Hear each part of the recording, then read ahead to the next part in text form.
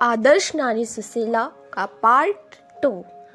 प्रयाग में एक ब्राह्मण रहते थे। उनका नाम था देवदत्त। वे बड़े ही विद्वान, सरल स्वभाव, सदाचारी और ईश्वर भक्त थे। राज्य के अधिकारियों में भी उनका बड़ा सम्मान था। उनकी पत्नी का नाम था गौतमी। वह बड़ी ही सरल, सीधी, भोले स्वभाव की तथा अक्षर ज्ञान रहित थी। उसे 1 से 100 तक की गिनती तक नहीं आती थी। उसके 3 पुत्र और 1 कन्या थी। बड़े लड़के का नाम सोमदत्त, बिचले का नाम रामदत्त और सबसे छोटे का नाम मोहनलाल था। तीनों ही सुशिक्षित और सदाचारी थे। लड़की का नाम था रोहिणी। इन सभी के विवाह हो चुके थे। रोहिणी के पति का देहांत छोटी उम्र में ही हो गया तथा उसके कोई संतान नहीं हुए, इसलिए वह नैहर में ही रहती थी। लड़कों की पत्नियां के नाम क्रमशः राम देवी, भगवान देवी और सुशीला थे। इनमें से पहली 2 स्त्रियां तो अनपढ़ और मूर्ख थी, किंतु सुशीला बड़ी विदुषी थी। वह अपने नाम के अनुसार ही बड़ी सिलवती थी। वह अत्यंत शांत स्वभाव, सद्गुण, सदाचार संपन्न, ईश्वर भक्त और पतिव्रता थी। वह सभी कार्यों में चतुर और सुशिक्षित थी।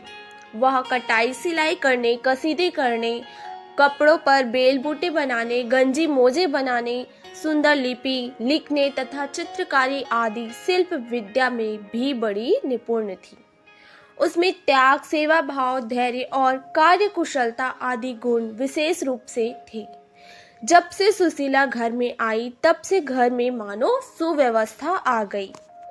उसने सभी को निस्वार्थ सेवा से मुग्ध करके अपने अनुकूल बना लिया। वह सभी के साथ बड़े प्रेम से यथा योग्य बर्ताव किया करती, बड़ों का आदर करती, अपने से छोटे पर दया और स्नेह रखती तथा समान व्याय की स्त्रियों से मैत्री करती थी। घर वाले तो सब उसके कामकाज और शील स्वभाव से संतुष्ट रहते ही थे। मोहल्ले के अन्य स्त्री पुरुष भी उसके गुणों से प्रभावित होकर सदा उसकी प्रशंसा किया करते। सुशीला यद्यपि छोटी उम्र की और नववधू थी, पर उसके गुणों की इतनी ख्याति हो गई कि दूर दूर की स्त्रियां उससे सलाह और शिक्षा लेने आया करती थी।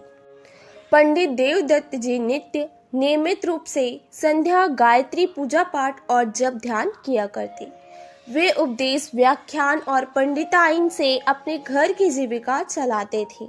उनके दोनों बड़े लड़के नगर में ही व्यापार कार्य किया करते और जो कुछ उससे प्राप्त होता पिताजी को सौंप देते थे। छोटा लड़का मोहनलाल कॉलेज में पढ़ता था। घर में जो कुछ भी भोजन खर्चा लगता, उसके लिए पंडित जी प्रतिमास अपने पत्नी को कुछ रुपए दे दिया करते, जिनसे वह अपने रसोई या नौकर के द्वार बाजार से आवश्यक सामान मंगवा लिया करती। गौतमी को अत्यंत भोली समझकर रसोइया और नौकर दोनों ही बेईमानी और चोरी करते थे। वे जिस चीज का जो दाम बतला देते, वह उतना ही उन्हें दे देती।